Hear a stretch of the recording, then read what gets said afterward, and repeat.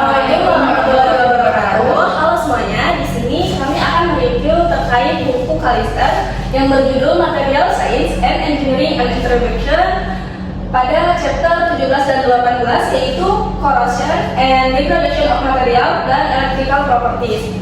Saya Siti Mustafia dengan NPM 333424030 dan rekan saya Amrina Rasyada dengan NPM 333424031. Saya Syahira Hapsari Ramadhani dengan NPM 333424042. Saya Aziza Khairunnisa dengan NPM 33342400102. Nah, untuk objektif yang pertama itu bagaimana membedakan antara elektrokimia, reduksi, dan oksidasi reaksinya itu. Nah, dalam reaksi elektrokimia keseluruhan terdiri dari suatu reaksi oksidasi dan satu reaksi reduksi yang biasa disebut dengan setengah reaksi. Akumulasi muatan listrik bersih dari elektron terdiamnya itu laju oksidasi total harus sama dengan laju reduksi total, yang dimana semua elektron yang dihasilkan melalui oksidasi kemudian akan dikonsumsi oleh reduksi. Contohnya yaitu pertimbangan logam seng yang direndam dalam larutan asam yang mengandung ion H+.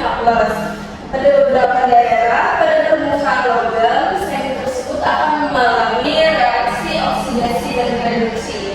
Sedangkan perbedaan dari oksidasi dan reduksi yaitu oksidasi adalah hilangnya elektron valensi atom logam dan terjadi pada anoda. Ion logam yang dihasilkan dapat masuk ke dalam larutan korosi atau membentuk senyawa yang tidak larut. Selanjutnya yaitu reduksi. Reduksi dalam konteks ini adalah suatu proses di mana penerimaan elektron oleh suatu spesies kimia pada katodnya selama reaksi korosi. Dan reduksi ini merupakan proses penerimaan elektron oleh spesies kimia pada katoda selama reaksi elektrokimia yang berlawanan dengan oksidasi pada anoda dalam korosi. Nah, dalam hal ini tidak semua logam itu teroksidasi dengan tingkat kemudahan yang sama, karena yang ditunjukkan dengan pasangan galvanik ketika berada dalam elektrolit, satu logam atau anoda akan menimbulkan korosi, sedangkan reaksi reduksi itu akan terjadi pada logam lainnya atau kita sebutnya katoda. Besarnya potensial listrik pun yang terbentuk antara anoda dan katoda merupakan indikasi kekuatan pendorong untuk reaksi korosi. Di sini kita akan menjelaskan galvanic couple, standar Hall cell, dan juga standar hidrogen elektron. Yang pertama itu adalah galvanic couple. Galvanic couple adalah reaksi elektrokimia yang terhubung dalam larutan elektrolit dan terjadi transfer elektron logam seperti yang berada di gambar ini. Logam yang lebih aktif itu lebih mudah terkorosi, sedangkan logam yang lebih mulia tidak mudah terkorosi. Nah, logam anoda itu adalah logam yang teroksidasi, yaitu yang melepaskan elektron. Contohnya itu adalah besi yang tadinya Fe berubah menjadi Fe12. Lalu dalam katoda sendiri itu adalah logam yang tereduksi, yaitu yang menerima elektron. Contohnya itu dari Cu2+ berubah menjadi tembaga Cu. Nah, fakta menariknya itu aliran elektroda dari anoda ke katoda itu menghasilkan arus listrik. Lalu ada standard half of center. Nah, standard half of center itu biasanya disingkat SHG, adalah unit dasar elektrokimia yang terdiri dari logam murni dalam elektrolit larutan kimia dengan konsentrasi 1 molar pada seluruh derajat Celcius. Nah, setiap hot cell memiliki nilai potensial standar. Contohnya, zinc atau Zn dengan potensial standar minus 0,763 volt. Sedangkan tembaga dengan potensial standarnya yaitu plus 0,340 volt. Lalu yang berikutnya ada standar hidrogen elektrido atau biasa disebut SHA, adalah elektroda referensi yang digunakan untuk menentukan potensial standar logam lain. Nah, konfigurasi SHA ini adalah A, elektroda platinum ion, lalu lautan ion H+ dengan konsentrasi 1 molar.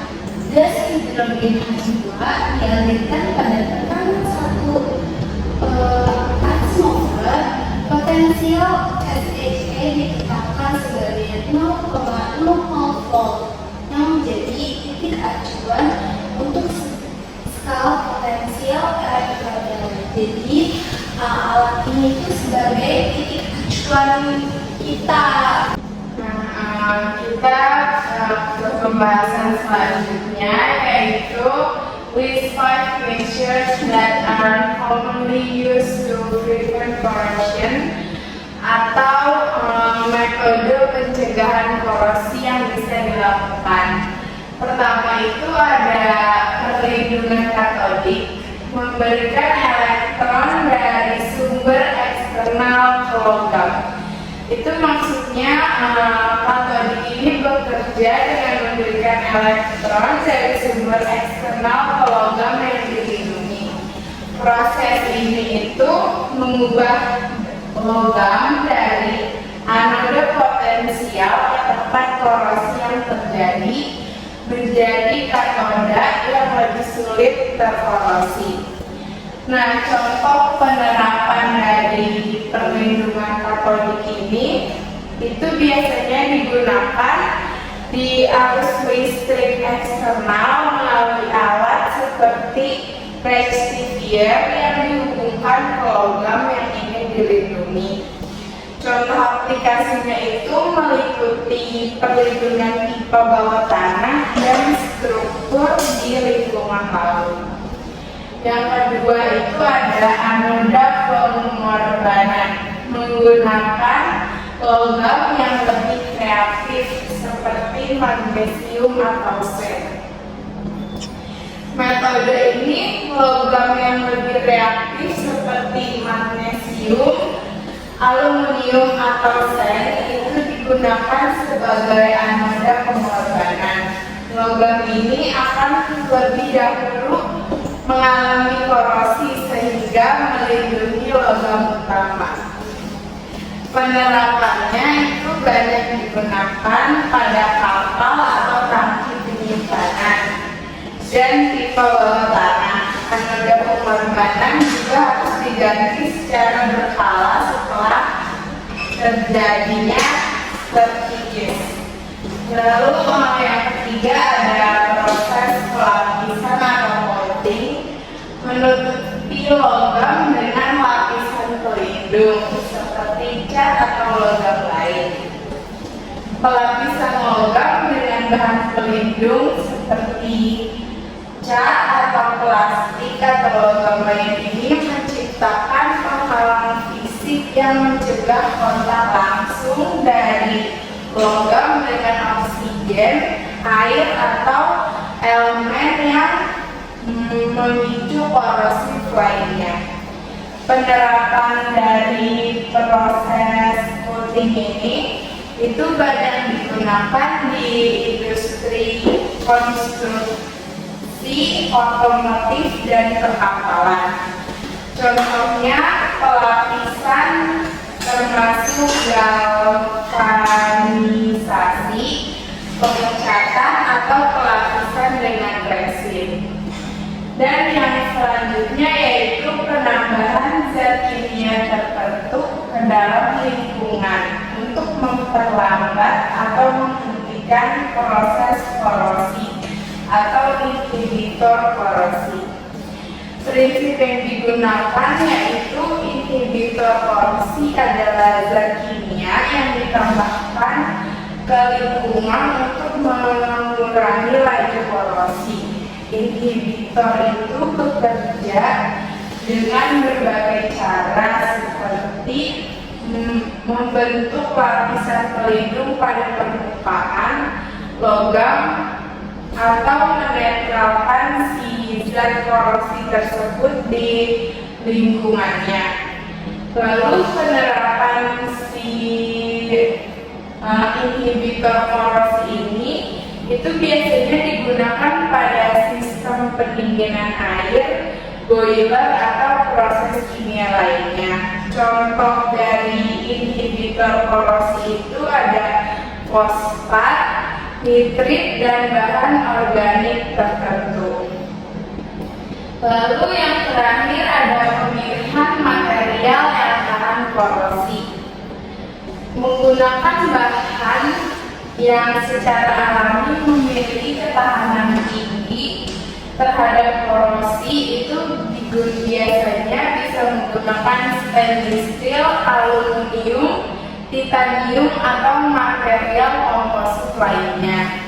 Penerapan yang digunakan biasanya pemilihan material ini penting dalam lingkungan yang sangat korosif seperti di laut, di kilang minyak, atau di pabrik minyak.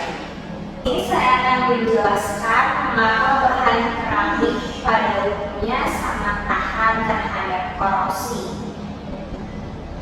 Bahan keramik yang merupakan senyawa antara unsur logam dan non-logam dapat dianggap telah terkorosi dikarenakan korosi bahan keramik melibatkan pembubaran kimia sederhana dan keramik lebih tahan terhadap korosi dibandingkan logam,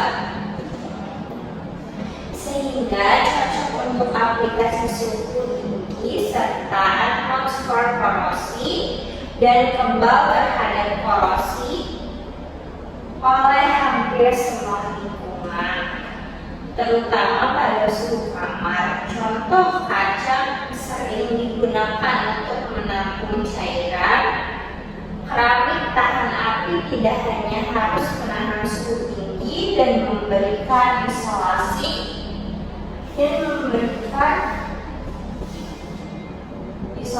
thermal, tetapi juga dalam banyak kasus harus menahan serangan suhu tinggi oleh logam cair, garam, perak, dan gelas. Electrical properties menjelaskan 4 kemungkinan struktur beta elektron untuk bahan padat.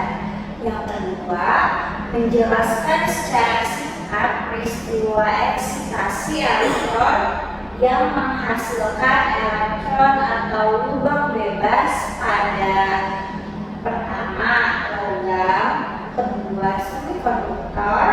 Semikonduktor tersebut dibagi menjadi 2, intrinsik dan ekstrinsik, dan yang ketiga isolator. Selanjutnya, menghitung konduktivitas listrik logam, semikonduktor, intrinsik dan ekstrinsik, dan isolator mengingat kepadatan dan mobilitas pembawa muatan. Yang terakhir, membedakan antara bahan semikonduktor intrinsik dan ekstrinsik. Selanjutnya, saya akan menjelaskan 4 kemungkinan struktur beta elektron untuk bahan padat.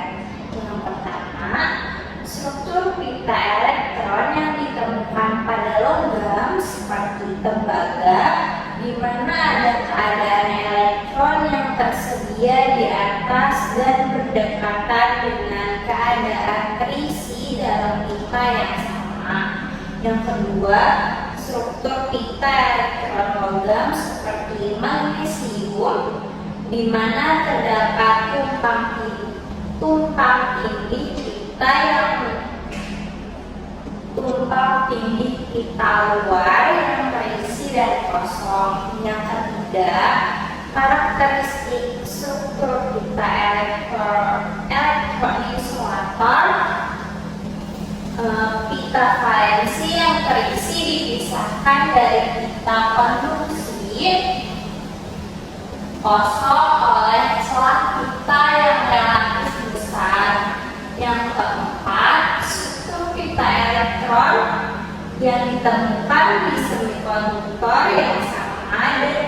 yang sama dengan isolator kecuali celah pita relatif sempit. Selanjutnya, saya akan menjelaskan tentang eksitasi elektron yang menyebabkan lubang bebas pada logam, semikonduktor intrinsik, semikonduktor ekstrinsik, dan juga isolator. Logam agar elektron menjadi bebas, ia harus dieksitasi atau dipromosikan menjadi salah satu keadaan energi kosong dan tersedia di atas M. Untuk logam yang memiliki salah satu struktur pita ada di keadaan energi kosong yang berdekatan dengan keadaan konduktivitas yang tinggi. Sebelumnya, apa sih eksitasi elektron itu? Eksitasi elektron adalah peristiwa di mana elektron yang berada di tingkat energi rendah berpindah ke tingkat energi yang lebih tinggi dengan menyerap energi elektron yang berikutnya. Lalu ada semikonduktor intrinsik. Semikonduktor intrinsik adalah elektron terikat pada atom yang tidak mudah dipromosikan ke pita konduksi. Nah, eksitasi elektron ini membutuhkan energi yang sangat besar untuk melomaki celah pita yang lebar. Dan ekstrinsik dan semikonduktor ekstrinsik adalah peningkatan konduktivitas yang lebih mudah dicapai dan dapat dimodifikasi dengan doping yang menambah unsur lain untuk mengubah sifatnya. Lalu yang ketiga adalah unsur isolator dan semikonduktor. Keadaan kosong yang berdekatan dengan bagian atas pita valensi yang terisi tidak tersedia, oleh karena itu menjadi bebas. Elektron harus dipromosikan melintas celah pita energi dan keadaan kosong di bagian bawah pita valensi. Nah, biasanya pada bagian isolator ini dia tuh tidak bisa menghantarkan energi dengan baik. Lalu di sini ada struktur pita energi. Nah, pada yang gambar A ini adalah struktur pita energi logam. Logam itu biasanya menghantarkan energi karena tidak terdapat celah atau pita terlarang atau energi potensial yang Y. Nah,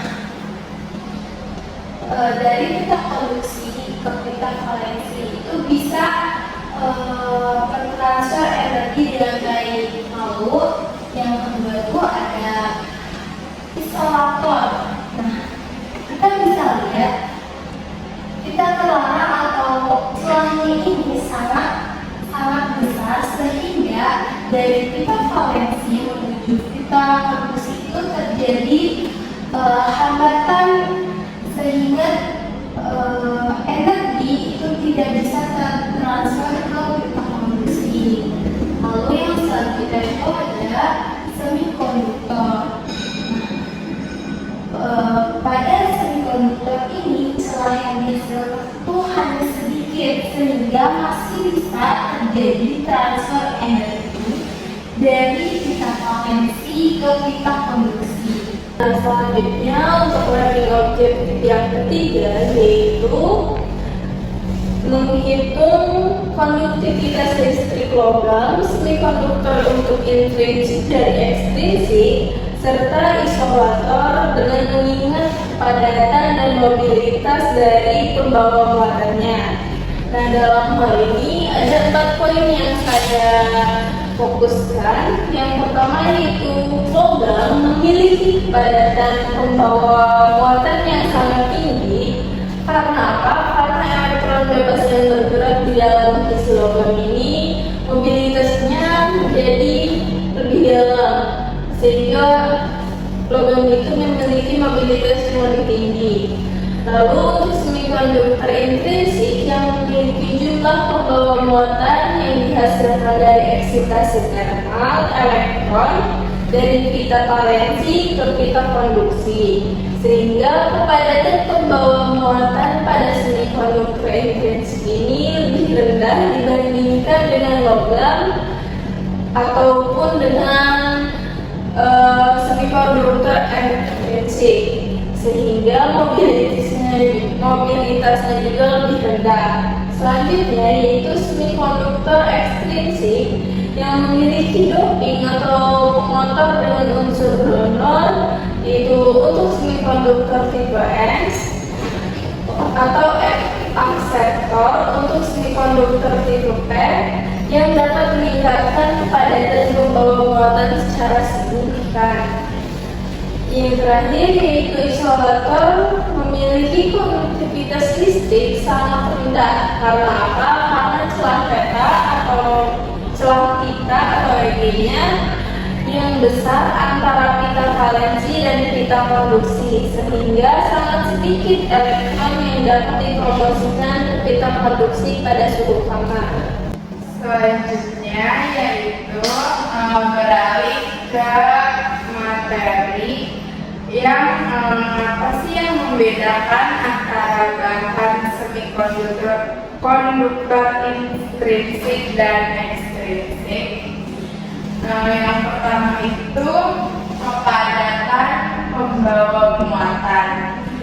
Semikonduktor intrinsik ini memiliki pembawa muatan elektron dan lubang yang rendah bergantung pada sepenuhnya pada eksitasi thermal untuk menghasilkan pasangan elektron atau lubang.